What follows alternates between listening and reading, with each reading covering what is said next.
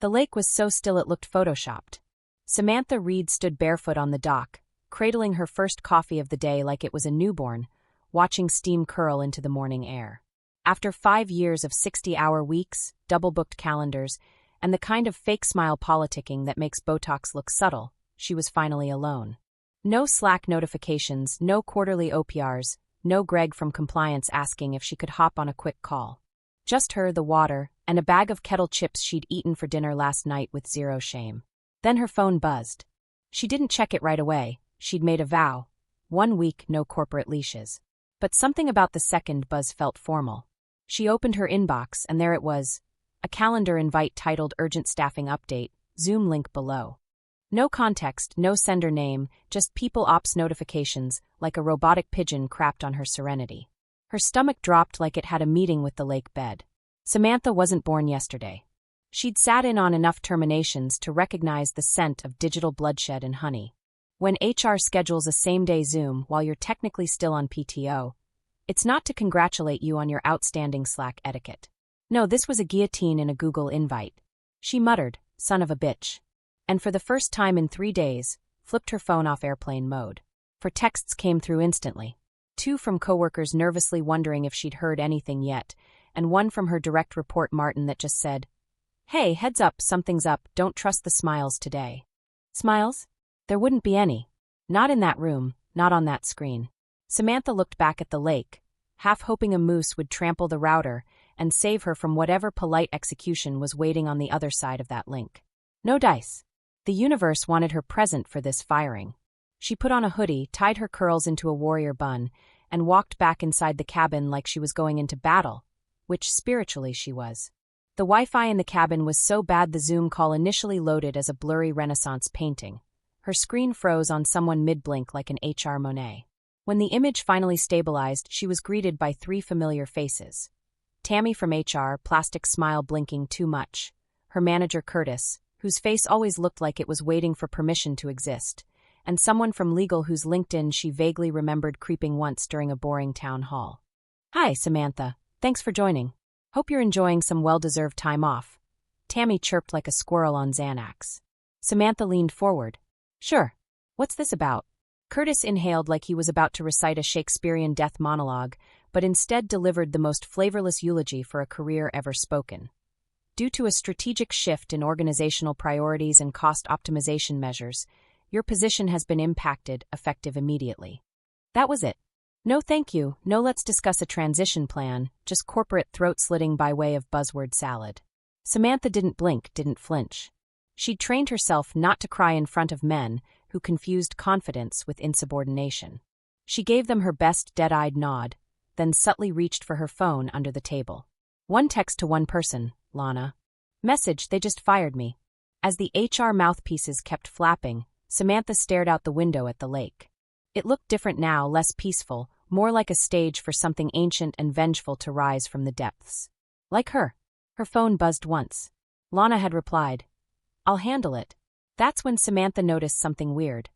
A small sound far off in the background of the Zoom call. A Slack ping. Then a panicked whisper from someone off camera. "Wait, did Calix just cancel their contract?" Samantha tilted her head slightly, just enough to show she'd heard it, but she said nothing. She just smiled, the kind of smile you wear when you know a storm's coming and for once, you're the one holding the match.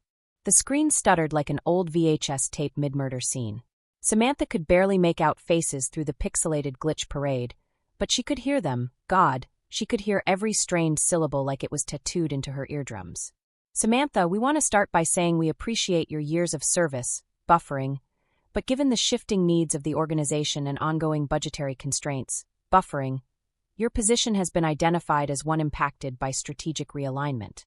3 pairs of dead eyes stared out at her through the screen like dolls in a haunted attic. Curtis looked like someone had slipped a thumbtack into his shoe and dared him to act normal. Tammy from HR was playing her greatest hits. The sympathy squint, the soft head tilt, the subtle, "you're being murdered but it's not personal" tone. And the legal guy just sat there like he was waiting to get back to his Sudoku. Samantha didn't respond right away. Instead, she stared not at them, but through them, through their performative empathy, and into the cold boardroom fluorescent void they crawled out of. Her heart pounded like a war drum in her ears, but her face stayed perfectly still, calm, clinical, like a surgeon watching an amateur attempt their first incision and knowing they'd nicked the artery. "This is effective immediately." "Yes," she said flatly, her voice smoother than a courtroom lie. Tammy nodded like a bobblehead doll at a funeral. "Yes, but we'll provide you with a severance package that includes." "I've reviewed the policy." "I'm aware." She reached for her phone again, just below camera frame. "To Lana. Message, they just fired me." Her thumbs were steady, colder now. She could feel the humiliation calcifying into something quieter, sharper, like someone had taken her rage, freeze-dried it, and carved it into a blade. On screen, Curtis leaned forward like he was about to offer the kind of half-hearted, "I wish this was different" garbage that men like him use to wash their conscience. Instead, a tiny ping interrupted him. A Slack notification, not hers, someone else's on their end. Curtis glanced off-screen. Legal Dude's eyes twitched. Tammy stopped mid-sentence, then a whisper, muffled like someone forgot to mute. "Wait, Calyx Tech just pulled out. Effective immediately." Samantha blinked once. Curtis went pale.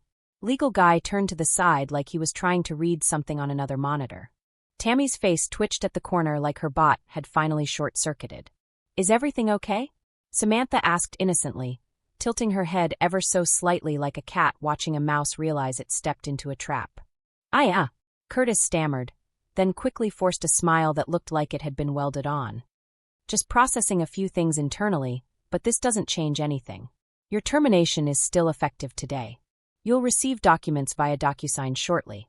Tammy nodded fast, too fast, like someone trying to outrun a tsunami. "Great," Samantha said. "Then I suppose we're done here." Tammy opened her mouth to say something else, probably a legal disclaimer or some well-rehearsed line about wishing her the best, but Samantha had already clicked "Leave meeting." The screen went black. She stared at the empty Zoom window for a beat, then closed her laptop with the same reverence you'd give a tomb. The lake outside was still there, quiet, unmoved. But Samantha wasn't the same woman who'd sipped coffee on that dock 40 minutes ago. Something in her had tilted off its axis. She didn't cry. She didn't scream. She walked back outside barefoot, cracked open a Diet Coke like it was a beer, and watched a duck skim across the water like nothing had happened. But something had. Something enormous. And it had just begun. The moment Samantha read Lana's reply, "I'll handle it," something in her spine straightened. Not defiance, not relief. It was older than both. It was the kind of ancestral calm that washes over you when you realize the bear isn't behind you anymore, it's behind them. Her thumb hovered over the phone, considering typing more. She didn't. Lana didn't deal in words. Lana moved in them. They'd survived 2 years as roommates in college, 3 breakups, 1 shared sublet with a mold infestation, and a summer internship at a startup so toxic it might as well have been radioactive. Samantha knew exactly what that text meant. The wolves had already been loosed. Back in the Zoom call, still awkwardly active though Samantha had muted her mic, the corporate clowns continued their script like a cheap community theater performance. Curtis was reading boilerplate off a Google Doc, something about transitional resourcing and exit interviews. But something shifted mid-sentence. A flicker passed across his face. Then came the sound, that faint digital chirp, a Slack notification. Samantha watched as Curtis's eyes darted off-screen. The legal guy frowned at his phone. And then, barely audible, a voice, likely from an adjacent cubicle, whispered, "Calyx just pulled the plug." Samantha's mute was still on, but she smiled. Not a grin, not a smirk, just a slow, satisfied curve of the lips, the kind that should have come with a warning label. Tammy tried to keep talking, bless her clueless heart. "So, Sam, if I can call you that, once you've reviewed the severance docu." Another Slack ping, this one louder. Curtis's jaw tensed like he'd just swallowed a dry aspirin. He reached up, tugged at his collar like the Zoom window had suddenly gotten warmer. Sorry, can we pause for one SSC?" he said, voice faltering like a man who just spotted his own obituary being written in real time. "I need to check something." "Just a moment." Samantha didn't move. She just stared, camera dead on, unblinking, watching the fear grow like mold behind their eyes. Legal tapped away on a second keyboard. Tammy bit the corner of her lip, finally cracking the permagrin. She leaned towards someone off camera and whispered, "What does it mean, full cancellation?" Curtis turned back to the camera, pretending like nothing was wrong, but now his hands were shaking. He lifted a water bottle, missed his mouth slightly, and spilled a few drops on his shirt. "Sorry, bit of a hectic morning," he chuckled, the kind of laugh that sounds like someone's lying to the FBI. Samantha unmuted her mic, Thank you for the update, she said, her voice silkier than bourbon over ice. You've made yourselves very clear. Then she clicked leave meeting. The silence that followed was biblical. She shut the laptop like a coffin lid and placed it gently on the cabin's old wooden table. Her pulse wasn't racing anymore. Her skin wasn't buzzing with shock. The dread had been replaced by something steady, a current beneath her rib cage, humming with slow, calculated energy. They didn't know it yet, but the axe hadn't just fallen on her. It had taken their legs out from under them, clean through the bone. Samantha stood, stretched like a cat after a long nap, and walked barefoot back outside. The sun had shifted, cutting shadows across the dock. She could see her reflection in the water now, clear, unblinking. She whispered to no one, "Let's begin." Because this wasn't the end of anything. This was the prelude to a reckoning. By the time Samantha finished rinsing the coffee mug she'd abandoned during her corporate beheading, Lana's second message arrived like a final drum beat before the war march. Full cancellation. No renewal. They'll hear from my lawyers too. Just 10 words, but each one carried the precision of a sniper shot. Calix Tech wasn't just a client. It was the client. The golden goose, the whale, the reason their CEO bragged to investors like he'd invented synergy. Without that contract, the entire Q3 forecast didn't just dip, fell through the goddamn floor like it owed rent.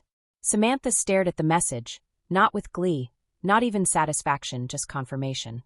Lana didn't bluff. She didn't do half measures.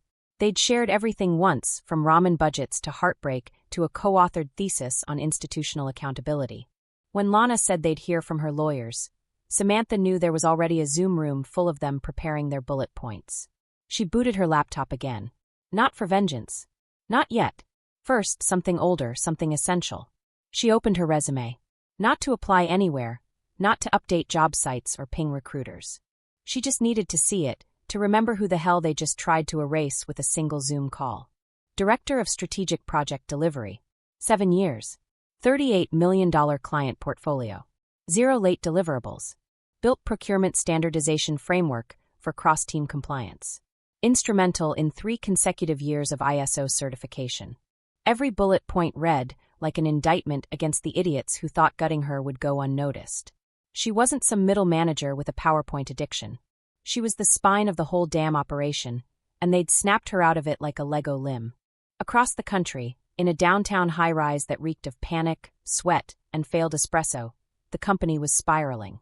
The CEO, a man so oily his emails practically slithered, fired off a Dear board, damage control memo so frantic you could practically see the typos breathing. Due to an unfortunate timing issue coinciding with a planned staff reorganization, our relationship with Calix Tech has changed. We are exploring alternative partnership avenues and will update you all by COB. Translation: we shot ourselves in both feet, and now we're bleeding out in the lobby. Samantha didn't reply to anyone. Not the recruiter who'd already slid into her LinkedIn DMs. Not the analyst who texted WTF is happening, like she wasn't the fuse to the bomb. Not even Martin, her sweet, overworked direct report, who was already whispering in corners like a man preparing for a career evacuation. Instead, she pulled up a folder on her desktop labeled Q2 Audit Backups. She hadn't touched it in months, not since legal told her to stay in her lane, when she flagged repeated inconsistencies in vendor invoicing. She'd flagged it to Curtis too, who smiled like a substitute teacher trying not to lose it and shelved it with his usual, let's circle back, non-committal BS. But Samantha? She didn't delete things. Especially not red flags. She archived. She double-backed. She created paper trails when the trails started smelling like gasoline. Now she sat in the glow of her laptop, scrolling through export logs, spreadsheet snapshots, and PDF invoices from 3 contractors who had the same billing address but different LLC names. She hadn't known what she'd do with it back then, but now she had purpose. Because betrayal in Samantha's world didn't trigger tears. It triggered war plans. She opened a new folder and titled it, Disassembly. Not revenge, not justice. That wasn't what this was. This was demolition. She wouldn't storm the gates. She'd take the load-bearing walls out one by one until the whole empire crumbled under its own weight. And when it did, no one would even hear her footsteps. It started with a spreadsheet, doesn't it always? Samantha opened an old Excel file titled vendorflow_final_fall_2.xlsx, because even in betrayal, there's always a final version that isn't. She stared at the rows of vendor data like an archaeologist decoding a lost civilization's tax fraud. Flashback to 6 months ago. She was buried in procurement hell, elbows deep in unpaid invoices, duplicate vendors, and enough rounding errors to make Enron blush. Curtis had asked her, casually of course, to help optimize workflows. Translation: patch a leaky boat while being screamed at for why it wasn't a yacht. She'd stayed late for weeks poring through data, found ghost vendors billing them in neat monthly intervals for consultation hours that didn't align with any project timelines. 3 contractors, all routed through the same P.O. box in Delaware. An internal ticket marked closed without review when she flagged it in compliance. And when she brought it up, HR said she was overstepping, legal said she lacked context. Curtis said they'd take it under advisement. Nothing changed, except that she stopped getting invited to strategy meetings. But she kept copies. She opened the encrypted folder on her external drive, the one she used for personal notes, backups, and the occasional nervous insurance file. Inside, scans of flagged invoices, email chains, and Slack exports saved as PDFs. A full year of breadcrumbs. If someone pulled the thread, the whole company sweater would unravel. She didn't feel righteous. She felt ready. Click. She created a new PowerPoint presentation because if this bomb was going to explode, it was going to be polished. Slide 1. Procurement vulnerabilities, unflagged risk index. Slide 2. Duplicate vendors, shared billing pattern. Slide 3. Invoice audit logs versus project deliverables, discrepancy rate 38%. No embellishment, no guesswork. Just receipts, dates, and patterns. The kind of documentation that makes investors sweat and whistleblowers look like prophets simultaneously. She pulled up her second laptop, the one the company never knew about, the one she used to field messages from rival firms back when Calix was in its growth phase.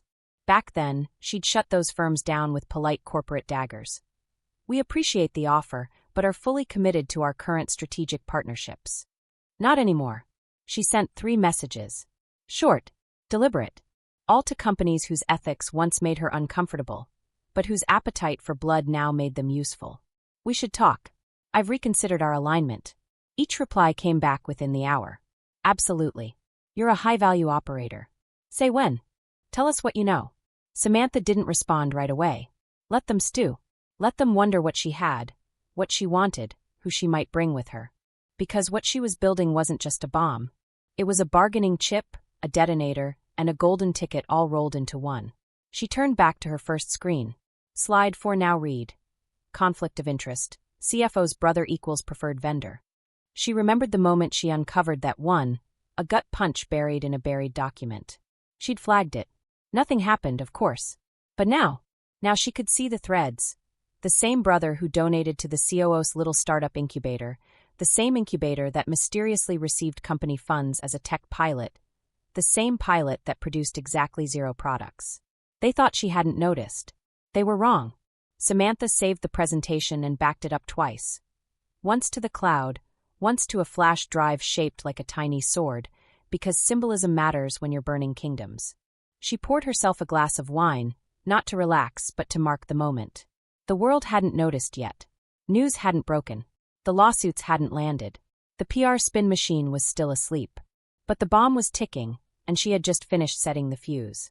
The headline was pure corporate sewage. Company navigates strategic client restructuring after internal transition challenges. But it was the subtext that really curled Samantha's lip. Buried in the 3rd paragraph, behind bland phrases like market fluctuation and realignment, was the line that shifted her blood from warm to razor cold. Following a period of internal leadership disengagement, the company continues to evolve its client portfolio in alignment with long-term strategic goals. Disengagement. That was the word they'd chosen. Not departure, not transition, not even restructure. No, they went for the scalpel behind the smile. They painted her as the reason Calix left. She was the dead weight, the rogue element, the saboteur. Samantha didn't scream. She didn't pace. She didn't even finish the toast she'd just made. She simply took a screenshot of the article, opened a new email window, and sent it to Lana with the subject line. Cute. Less than 5 minutes later, Lana replied.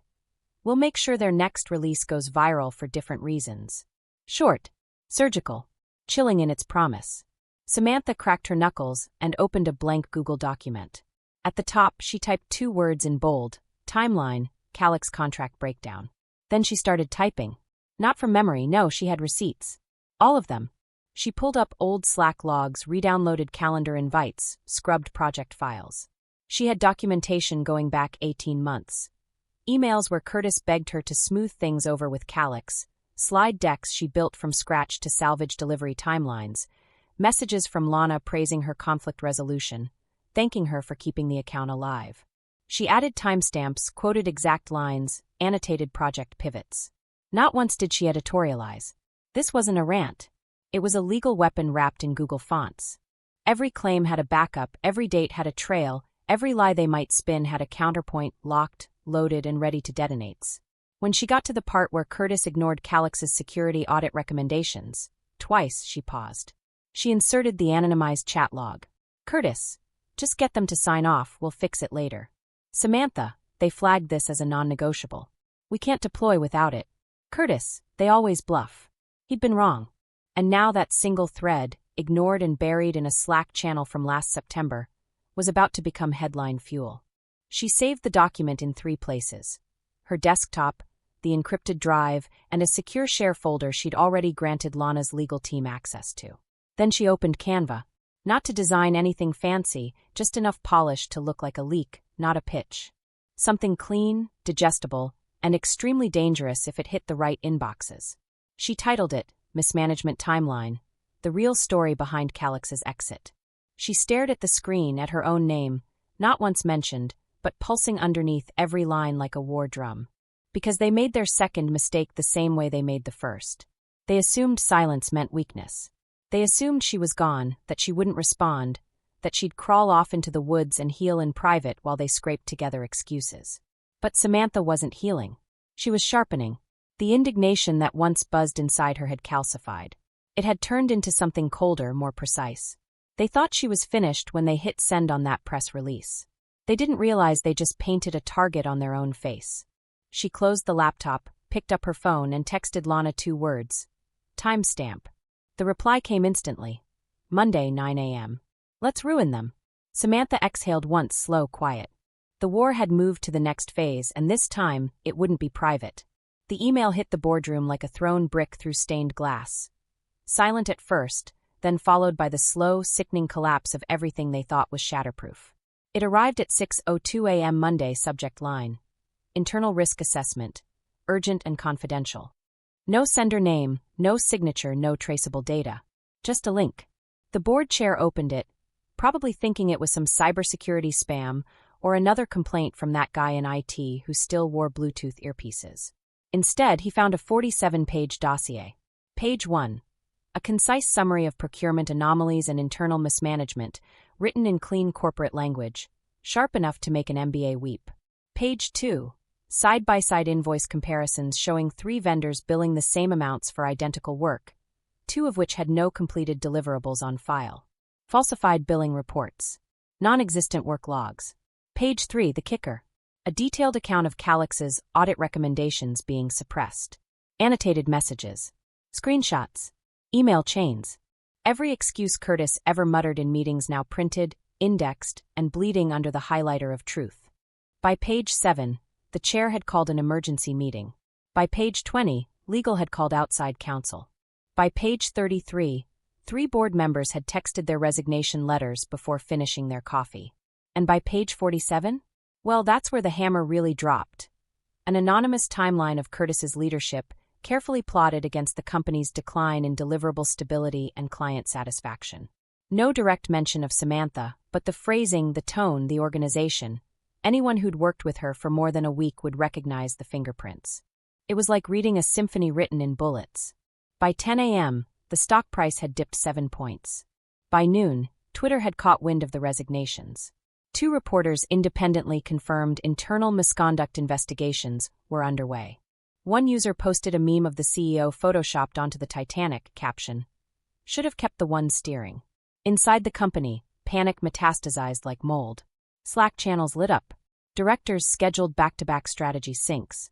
HR issued a tone-deaf, "We are still committed to transparency," email, complete with a Canva graphic of hands in a circle. Meanwhile, Samantha sat at the cabin table in her flannel pajamas, sipping her 3rd coffee, watching the implosion unfold in real time on her secondary laptop. Not smiling, not gloating, calculating. Because this wasn't revenge anymore, not the kind you scream into your pillow or plot with shot glasses and bad advice. No, this was something purer. Precise domination. Samantha had moved past the initial adrenaline, past the humiliation, past even the righteous anger. She wasn't hunting these people. She was dismantling the very architecture they built, one floor at a time, quietly, efficiently, without leaving fingerprints. She opened a new tab and checked her anonymous email account, the one she'd used to send the report. Nothing flagged. VPN still solid. The legal trail scrubbed clean by someone on Lana's team who once taught digital forensics at MIT. She pulled up LinkedIn. Curtis's profile still said SVP Strategic Delivery. She refreshed. Open to work. Her eyebrow twitched. Then her phone buzzed. Lana. They're bleeding out. 2 more clients asked for emergency meetings. You ready? Samantha always. She looked at the window. The lake outside rippled in a breeze. A duck glided past like it hadn't just witnessed a corporate decapitation. She closed her laptop, finished her coffee, and whispered, 3 down. The rest won't even hear it coming. The call came on Tuesday morning, just as the fog over the lake started lifting like a theater curtain. Samantha was nursing the same cup of coffee for the 3rd hour, the kind of morning that invited stillness, but her mind, as always, was 10 steps ahead. She was outlining Phase 3 when the number lit up her phone. A 212 area code she hadn't seen in years. She stared at it, curious but calm, then answered. Read, she said, voice flat but alert. A pause then. Damn, still cold as ever. I respect it. She recognized the voice immediately. Peter Vaughn. Former colleague, former nemesis, former almost something in another life, before middle management turned flirtation into terse emails and double-blind CCs. Now, head of operations at Mosaic Partners, a boutique firm that used to circle her old company like a hungry shark, always a bit too scrappy, a bit too ethical, and a bit too small to win against the empire, until now. I assume this isn't a wellness check, she said. Peter chuckled. No, I saw what happened. Calix's press team's been spinning like a goddamn centrifuge. The streets are whispering fraud. You're not mentioned, but it reeks of you. I'd recognize the structure of that takedown anywhere. She said nothing. Let him feel the silence. Let him earn the ask. He cleared his throat. Look, I've got full partner discretion now. We're growing fast. We need brains, grit, someone who knows how to build without cutting corners. I can bring you in as a partner. Title, equity, your own division. Samantha swirled the cold coffee in her mug. She'd expected offers. Recruiters had already left enough voicemails to fill a Spotify playlist. But this wasn't headhunting. This was timing. You sure your board's ready for me? She asked. I don't do safe. Peter exhaled a laugh. They're begging for a scalpel, not a bandage. You're it. She leaned back in the creaky cabin chair, let the idea bloom behind her eyes. Not just a job. Not a title. Power. Clean power. Seated from scratch. She could build something real again, but this time without dead weight or cowardice in pastel blazers. I have one condition, she said. Name it. We take every client they stole. The legacy ones, the quiet ones, the ones they lured in with steak dinners, and then starved with broken contracts. We bring them home. Peter didn't even hesitate. Done. She smiled. Not the satisfaction of revenge, the engineering of it. I'll send you my terms in 48 hours, she said. Don't screw the formatting. I don't do Comic Sans equity agreements. God, I've missed this, Peter muttered. You'll have full autonomy. No babysitters. We'll go silent until you say launch. She ended the call. The gears in her mind were already turning. There was a list. An actual list. Every client her former company had siphoned away from competitors during their so-called acquisition spree. She'd seen the internal brag sheets. She knew their weak points: vendor distrust, delivery delays, passive-aggressive emails from junior account reps with too much Red Bull and too little oversight. Samantha opened her laptop and created a new folder, Target Client Strategic Reclaim. She pulled the old files, CRM exports, client rosters, timelines, the quiet graveyard of good business relationships slaughtered by short-term thinking and bloated egos. It wasn't just about revenge anymore. It was resurrection. She didn't need to kill the company. She was going to outgrow it, outmaneuver it, and steal its future. And when the press asked what happened, well, she'd just shrug and say, market correction. All that remained now was the final touch. The last bullet. And that bullet was already speeding down the barrel, set to hit on a random Wednesday at 9 a.m. She poured a fresh cup of coffee, eyes locked on the calendar. Tick, tick, tick. It happened at 9:03 a.m. on a Wednesday, so painfully average that the CEO hadn't even bothered to shave. He was in the office early, tie crooked, nursing a hangover from the emergency dinner with two now skeptical investors. The company's Slack was a digital minefield of half-truths and delay tactics. His assistant had quit the day before via Post-it. And now this. A calendar invite. Urgent client crisis. Location, Zoom, private channel. Organizer, external counsel. He clicked without thinking, more annoyed than alarmed. Probably Calix again, or maybe another client trying to renegotiate their contract after the disruption. He clicked join. The screen opened to reveal Lana Patel, Calix CEO, best-dressed executioner in tech. She wasn't alone. Her legal team flanked her like chess pieces. Center screen, front and center, sat a court reporter, real-time captioning already underway. The CEO froze. What is this? Lana didn't even blink. This is your deposition, she said. We're suing for breach of trust, negligence, reputational damage, and attempted defamation. Our attorneys have advised we proceed today, while your memory is still clear. He started to speak, to stammer. Then the emails started hitting. Client A. Effective immediately, we are terminating our contract. Client B. We have accepted an offer from Mosaic Partners. Please consider this our final correspondence. Client C. Given recent developments, we're re-evaluating all partnerships. We expect no further contact. His inbox lit up like a Christmas tree on fire. He switched tabs to the company dashboard. The stock was already down 11% in pre-market. Analysts were tweeting words like unsalvageable and free fall. One thread simply read, death by calendar invite. Back on Zoom, the court reporter cleared her throat. Shall we begin? Lana didn't wait. She leaned forward, icy and surgical. Tell me again, in your own words, what led to Samantha Reed's termination. His mouth opened, then shut. He looked like he'd swallowed a wasp.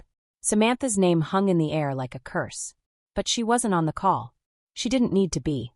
Her fingerprints were in the room, smeared across every dotted line they once thought was shatterproof.